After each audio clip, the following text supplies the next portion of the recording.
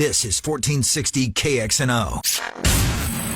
Hour number 2 of the Morning Rush. Good to have you along. I'm Travis Justice. She's Heather Burnside. He's Sean Roberts. Together we make up the Morning Rush. We're here till 8 o'clock. Hope you're having fun this morning. We got a busy 7 o'clock hour, don't we, Heather? We do.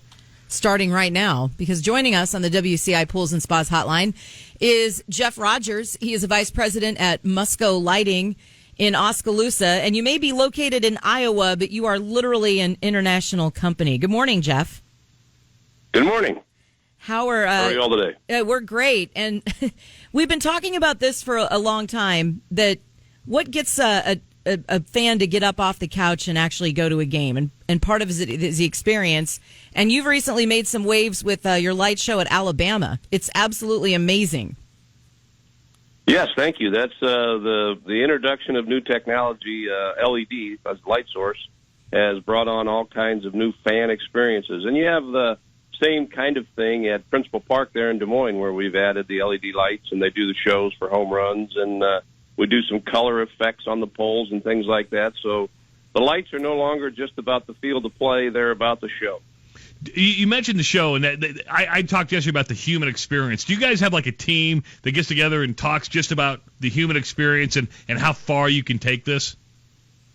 Well, sure. That's something we work on all the time. I mean, staying competitive on a global basis requires us to be active in all kinds of new products and all kinds of new applications. And again, the fan experience has become a big deal. It's how do you get people to show up at the games and get them to stay at the games, get them to enjoy the experience. And we don't have old guys like me. We have young, creative guys that think about what can we do that's new and exciting.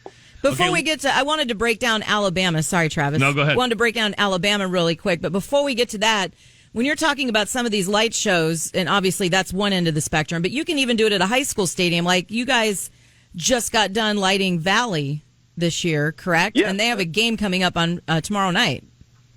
Yes, that's probably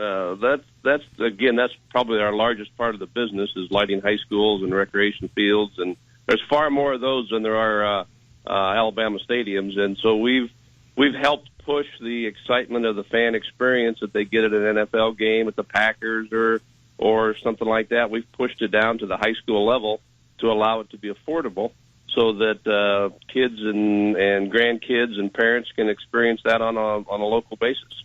You mentioned being one we just installed. No, go ahead. No, Valley's one we just installed, but we've done them all over the U.S. and across the world. So let's say I have a stadium that seats 100,000. It's bowled off, and I want to put on a really cool light show. How much does that cost me?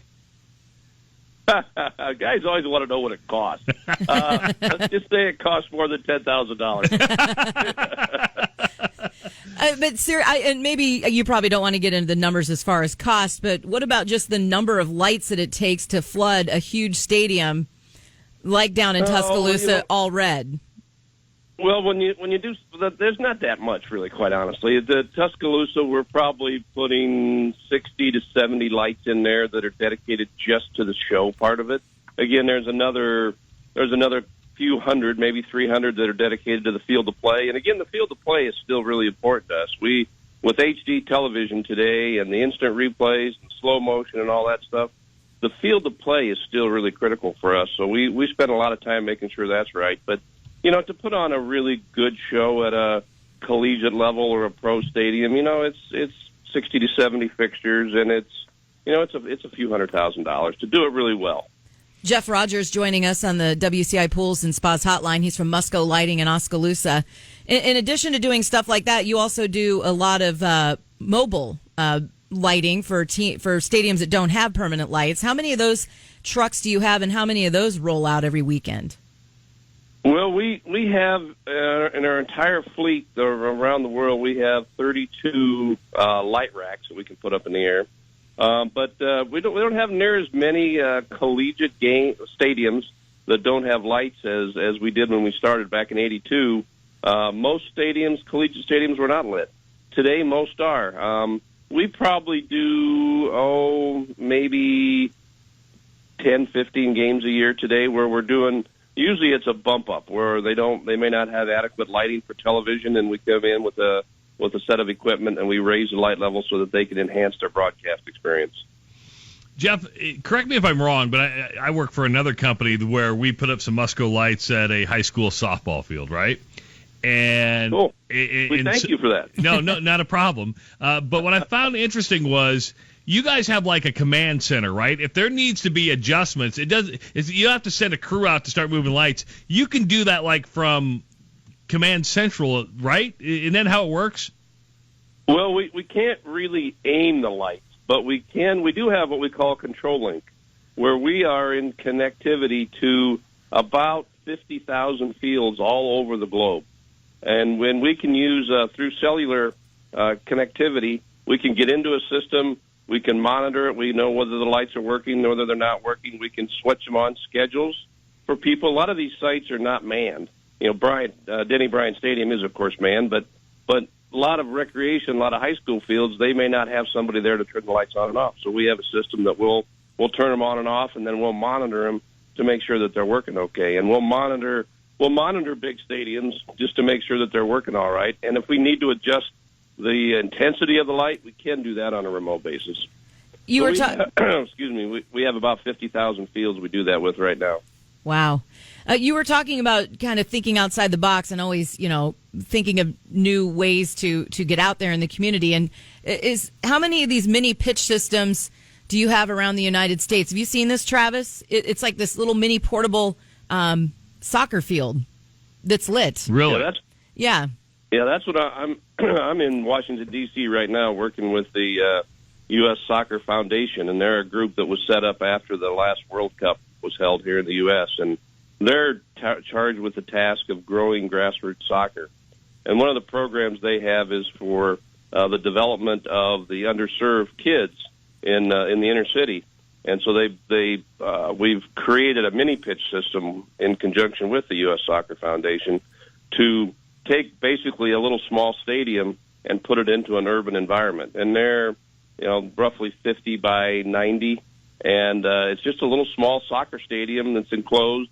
Not totally enclosed, but partially enclosed, and kids can play soccer in a urban environment. It's turned out really well. We've just introduced it in 2019, but we've put about 50 of them out in play right now, and we're working to introduce more across the U.S. We're going to be putting one in Des Moines here soon. Where do you have? Can you say? Birdland Park. Birdland Park is where it's headed. Cool. Yep, that's going to hopefully happen here sometime in the next before Thanksgiving, if all goes well.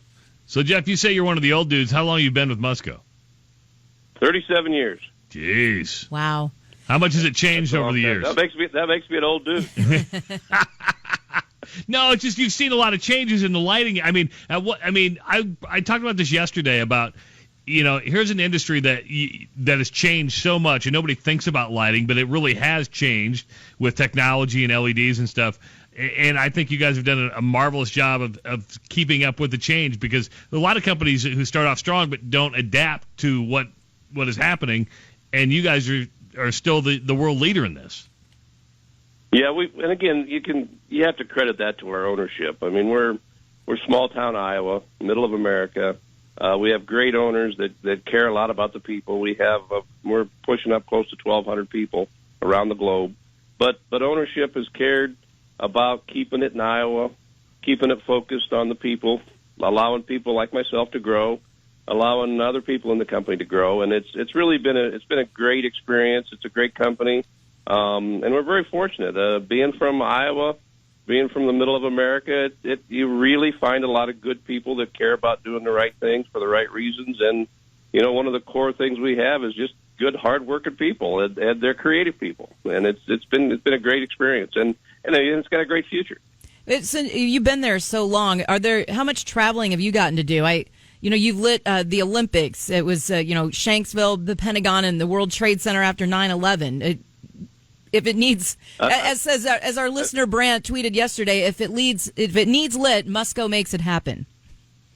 Well, we appreciate that, and I've been very fortunate to have been to most of those sites. It's last night we were here in town and we got to see the Washington Monument, which is one that we just relit here recently, and went by the White House and got to see it lit up, which is what we did. And we've been very fortunate to do a lot of great things. We've done more than our fair share of high-profile sporting events. I've been able to be in India for World Cup crickets and World Cup rugby in Japan, and so it's been very fortunate, and it's been a great ride.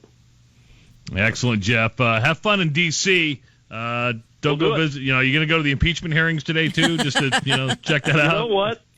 There are places I would absolutely not go, and that's one of them. The impeachment hearings. Thanks, Jeff. I appreciate your call this morning. All right. Thanks. Thanks, Jeff. Thank you, guys. Jeff Rogers from Musco.